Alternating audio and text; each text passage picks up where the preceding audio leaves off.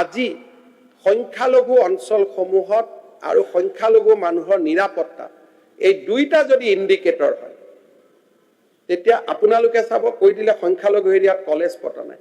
সংখ্যালঘু এৰিয়াত কলেজ পাতাৰ প্ৰথম সাহসটোৱে আমি কৰিছো আজি চকীঘাটত ল কলেজ হৈছে জামুগুৰিত সংখ্যালঘু এৰিয়াত হোৱা নাই জানো পদ্মদা আজি সংখ্যালঘু এৰিয়াত আদৰ্শ হাইস্কুল বনোৱাৰ কথাটোৱে চাহ বাগিচাৰ স্কুল হৈছে কিন্তু মডেল স্কুল আজি সংখ্যালঘু এৰিয়াতে হৈছে নামটো বদলিছে কিন্তু স্কুলটোতো হৈ আছে আৰু লাগে আমি আৰু কৰিব পাৰো there is no bar on that আজি ৱাজেদ আলী চৌধুৰী ডাঙৰীয়াই পাহৰি গৈছে কিন্তু ময়ে স্বাস্থ্য মন্ত্ৰী থাকোতে প্ৰথম চৰ অঞ্চলত হস্পিটাল ময়ে গৈ বনাইছিলো so my track record is not that কিন্তু হয় ড্ৰাগছৰ বেপাৰ কৰিলে কৰবাত লাভ জেহাদ কৰিলে I have to give a befitting reply so that is a different thing আৰু মই ভাবো যে সাধাৰণ সংখ্যালঘু মানুহ ড্ৰাগছৰ বেপাৰীৰ লগত নাই সাধাৰণ সংখ্যালঘু মানুহ লাভ জেহাদীৰ লগত নাই সাধাৰণ সংখ্যালঘু মানুহ সত্ৰৰ মাটি দখল কৰাৰ লগত নাই কিন্তু যদি বটদ্ৰৱা মাটি দখল কৰিব যায় তাতো একশন হ'বই এটোত কেনেকৈ আমি ৰাখিব পাৰো স্বাধীনতাৰ আৰম্ভণিতে যিখন ৰাজ্য ভাৰতবৰ্ষতকৈও আগত আছিল সেই ৰাজ্যখনৰ ওপৰত বাৰে বাৰে অসমীয়াৰ ওপৰত আক্ৰমণ কোনে চলাল ক্ষত বিক্ষত কোনে কৰিল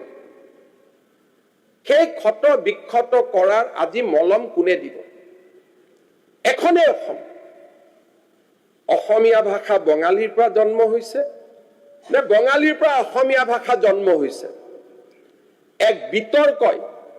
অসমৰ ভিতৰতে বৰাকক ব্ৰহ্মপুত্ৰৰ পৰা আঁতৰাই লৈ গ'ল আৰু মানসিকভাৱে বৰাক আৰু ব্ৰহ্মপুত্ৰৰ মাজত দূৰত্ব বাঢ়ি বাঢ়ি গৈ থাকে মিছবাউল ইছলাম লস্কৰ ডাঙৰীয়াই ৰাস্তাৰ দূৰত্বৰ কথা কৈছে ৰাস্তা দি কলৈকে আহিব এইখন ব্ৰহ্মপুত্ৰলৈ আহিব য'ত বৰাকৰ ৰাইজৰ সন্মান নাই আৰু মই ব্ৰহ্মপুত্ৰ ৰাইজ এইখনে বৰাকলৈকে যাম য'ত ব্ৰহ্মপুত্ৰ ৰাইজৰ সন্মান নাই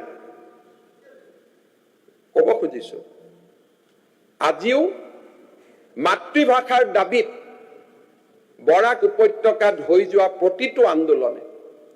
অসমৰ ৰাজ্য ভাষাৰ দাবীৰ প্ৰতিটো আন্দোলনে বৰাক আৰু ব্ৰহ্মপুত্ৰৰ মাজত একেবাৰে সম্পৰ্কৰ তাঁৰডাল ভাঙি পেলাইছিলে ছিঙি পেলাইছিলে আজিও সেই তাঁৰডাল আমি লাহে লাহে জোৰা লগাব চেষ্টা কৰিছো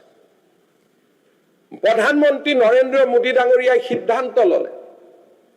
যে অসমীয়া ভাষাও 1500 বছৰৰ পুৰণি আৰু বঙালী ভাষাও 1500 বছৰৰ পুৰণি অসমীয়াৰ পৰা বঙালী হৈছে বঙালীৰ পৰা অসমীয়া হৈছে that debate is over এই ডিবেট বিলাক যদি নাথাকিলেহেঁতেন পাৰ কেপিটাত আমি বহুত আগত থাকিলোহেঁতেন প্ৰতিটো পল প্ৰতিটো খন যোৱা 3.5 বছৰত আমি অসমৰ কাৰণে কাম কৰিছো আজি কৈছে ৰাজহুৱা শিক্ষানুষ্ঠান কমি গৈছে কোনোবাক মই ৰনোজ পেগু ডাঙৰীয়াক অনুৰোধ কৰিম মই শিক্ষামন্ত্ৰী হোৱাৰ আগত ৰাজহুৱা শিক্ষানুষ্ঠান কিমান আছিল আৰু আজি কিমান আছিল 2009-10ত ফৰ অল দা টাইম আপোনালোকে মনত ক্লিয়াৰ কৰি লওক হিমন্ত বিশ্ব শৰ্মা শিক্ষামন্ত্ৰী হোৱাৰ আগত অসমত গভৰ্ণমেণ্ট ইনষ্টিটিউট আছিল 38,000 today government institute is 44,000 it has increased